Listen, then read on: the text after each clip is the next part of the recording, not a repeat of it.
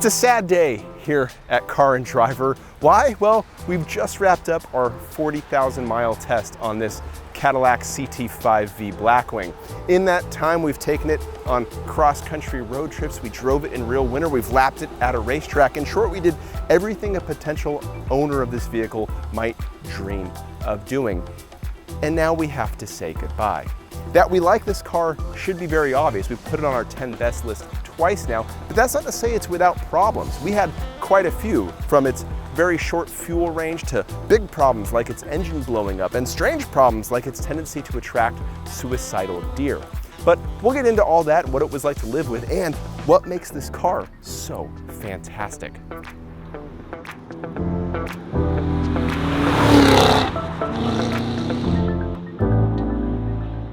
Let's start with what we ordered. The first option we picked was a 6-speed manual transmission. That's what you do when you're given the option with a 668 horsepower rear-wheel drive American car. Thank you, Cadillac. That put our base price at just under 85 grand, and our options were included these leather seats with carbon fiber seat backs, the carbon fiber one package that adds a splitter, wheel well arch deflectors, a spoiler. We got the performance data recorder system and a couple other things like a sunroof and a parking package that added a rear camera. Altogether, this car had an as-tested price of a hair over 100 grand.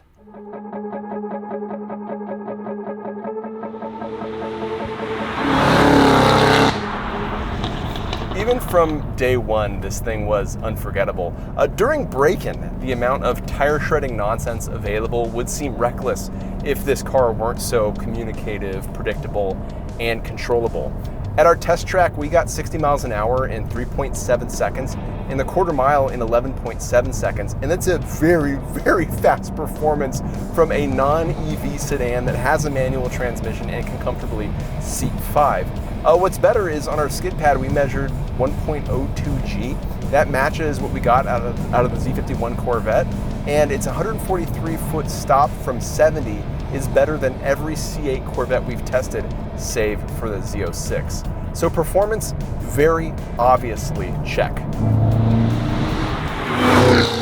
As for the other stuff we liked, it's kind of hard to think about where to even start describing because there's so many good attributes of this car. How about ride and handling? So you have really sophisticated adaptive dampers, you have a very advanced electronically controlled limited slip differential, and that makes this car equally soft and comfortable on the daily commute, but also very adept on a racetrack. Yes, we even took this car to Virginia International Raceway, and that's how it earned that black track map sticker on its trunk. On the commute, aside from the ride quality, the interior is spacious, it's comfortable, and it has all the amenities and features you would hope for in a luxury sedan, even including massaging seats. That's all great. And then you have this monster of an engine that's connected to a manual transmission that you can flat shift, and that's where you shift fast and don't take your foot off the gas pedal, and it's just driving 2 rear wheels.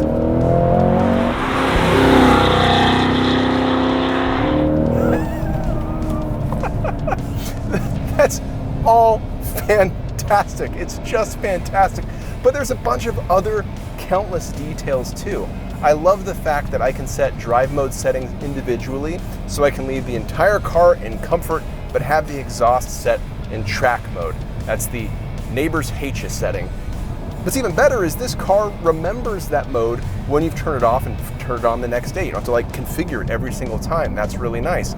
I love that you can adjust the performance traction management system. That's this very advanced stability control system that this car has through this dial on the steering wheel. It's super easy to adjust. It hasn't always been like that on other products that have this feature. This car also has rev matching that you turn off and on with a button. It's all these little details that go on and on and on that make you recognize how built around driving this car is, but also how skilled it is at everything else you could possibly expect from a luxury sedan.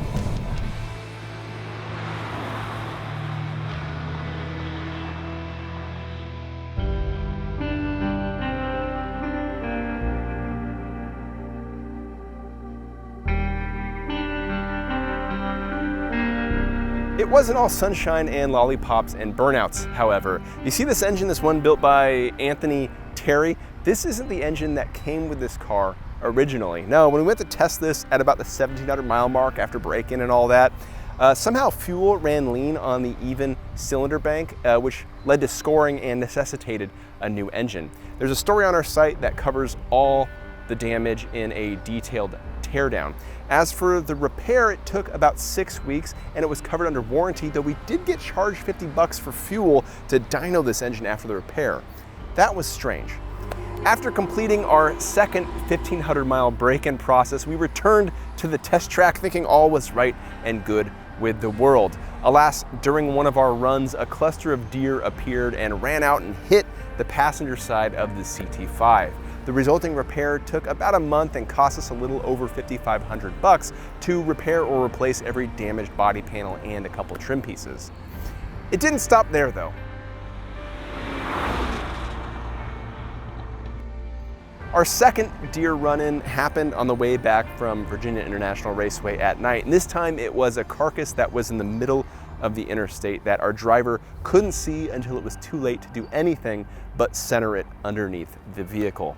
The resulting carnage wasn't great. It damaged a couple aerodynamic pieces underneath the vehicle and dented the oil cooler, and for the remainder of the drive, the occupants of the vehicle were bathed in the smell of warm and very bad meat. Gross. Okay, fuel economy time. EPA rates this car with the manual transmission at 15 mpg. We did slightly better at 18 mpg over the course of our test. Not great, but the real issue here is the fuel range. This car has a 17.4 gallon fuel tank, and that means you can consistently expect to get less than 300 miles out of a tank. That puts this car firmly in EV territory as far as range goes, although this car can sure fill up faster. Over nearly 200 fill-ups, the best range we recorded was 364 miles, and that's not a lot. Winter.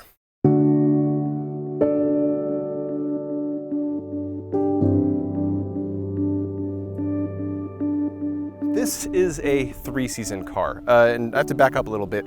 Finding the original equipment summer tires for this car is a challenge. Finding winter tires, it's a freaking mystery.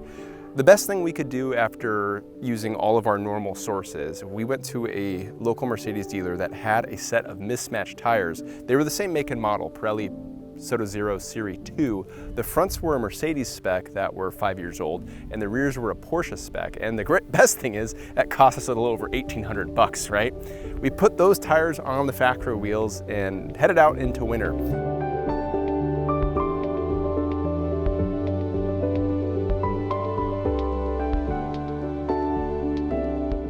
As a reminder, this is a car that on a warm day on its summer tires can melt them easily with little thought. So in winter, it's largely a matter of surviving more than anything else. The commentary in our logbook reflects this. Some reported putting sandbags in the trunk to give more force to the rear tires. Somebody else just left the car parked when a snowstorm hit and drove something else because they had the luxury of doing so. Others, though, said that the fact that you could drive this in winter at all is a testament to the communication from its steering and its chassis. And this winter was a pretty mild one, so when it was just cold and there wasn't a lot of snow on the ground, you could drive this thing, all things considered. Just remember that any sort of exuberance behind the wheel, which is pretty much unavoidable with this car, leads to just no shortage of wheel spin. Don't drive this car in the winter.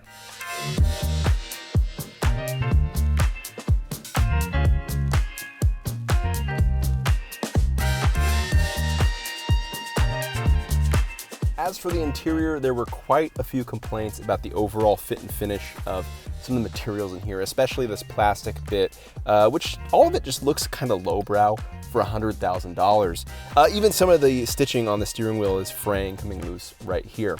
These seats, though, didn't have any complaints about the fit, finish, or the comfort, unless you were very tall. A couple of the people on our staff who were like 6'5" didn't find these fixed headrests very comfortable. And BMW and Porsche tend to do a bit better in that regard with their fixed headrest designs for the especially tall folk. Another problem was that this transmission would occasionally grind when downshifting from 6th to 5th when it was cold and when we were using rev match. It happened occasionally, but did seem to get worse over time though. The biggest problem, as one staffer noted, was that every time he got behind the wheel of this car, he was so bummed he had to drive on public roads. To give the Blackwing a proper send-off, we took it on a nearly 16,000-mile road trip through all 48 contiguous states.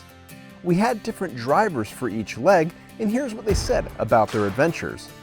Also, we have some photos to go along with it.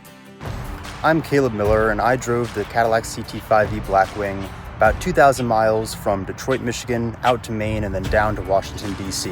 My favorite part of the trip was when I encountered another Cadillac CT5-V Blackwing in New Jersey, and we got into a tunnel and had a bit of a rev off, and just listening to the beautiful V8 engines was probably the highlight of the experience for me.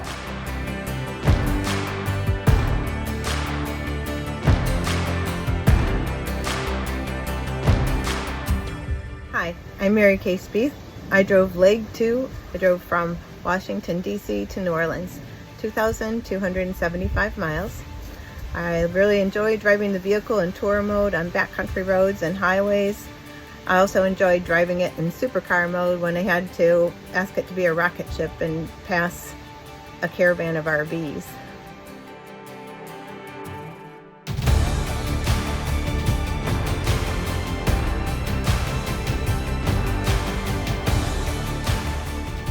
Hi, I'm Jacob Kerwicki, and I drove 2,172 miles from Albuquerque, New Mexico to Las Vegas, Nevada. I was very fortunate on this trip to be out west seeing beautiful sights like Bryce Canyon and an unfortunately rainy and snowy Pikes Peak, but Yellowstone National Park was definitely my favorite, and that may or may not be influenced by a run-in with a CTSV involving a bit of hooliganism.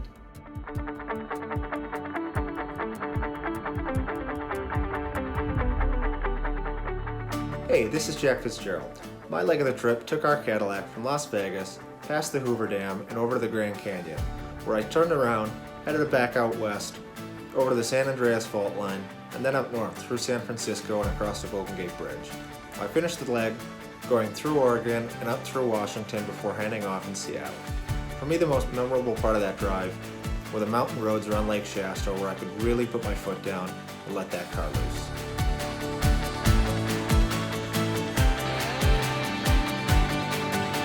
Dave Vandorp, and this is my daughter Cecilia.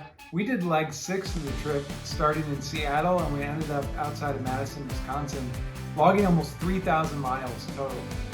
Cecilia, what was your favorite part of the trip? I really liked hiking in Glacier National Park, and I liked going to the Mall of America.